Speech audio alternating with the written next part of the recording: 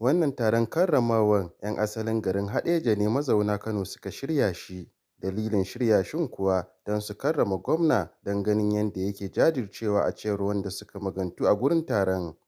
A watanni biyun da yana shugabantar jihar suka ƙara da cewa Umar Namadi yana nuna ƙwarewa da kuma aiwatar da aiki cikin aminci, hakan ya sa al'umma ke son barka. Hakan ya sa an samu canji masu inganci a fannoni daban-daban, musamman wajen inganta tattalin arzikin jihar. Yayin da yake nuna godiyarsa bisa wannan karramawar, gwamna Umar Namadi ya tabbatar wanda suka shirya taron da ma duka al'ummar jihar Jigawa cewa wannan karramawar ta zama wani ƙaimi ne da aka ƙara masa wajen sauke nauyin al'ummar jihar. Sauran wanda aka karrama sun haɗa da mambobinsa na zartarwa, 'yan majalisun tarayya da na jiha na masarautar Haɗeja, inda aka buƙace su da su ƙara jajircewa wajen aiki.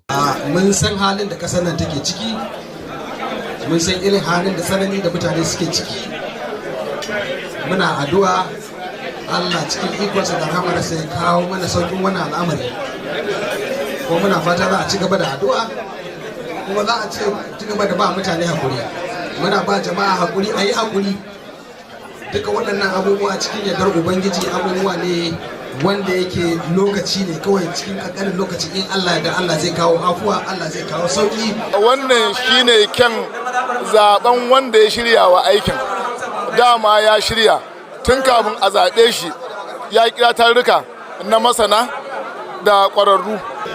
Muna kira ga dukkanin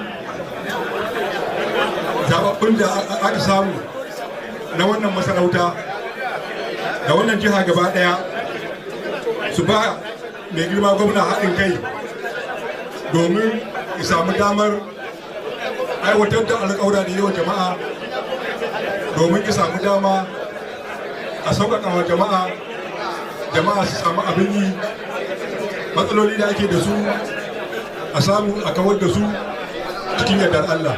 Gwamnan ya samu rakiyar babban sakataren gwamnati Bala Ibrahim, kakakin majalisa Haruna Aliyu Ɗangiyatin, 'yan kasuwa, 'yan siyasa da dai sauran al'ummar masarautar daga ciki da wajen jihar. Ƙarshen rahoton kenan. Salisu Labaran Salisu a Kumbar Labarai.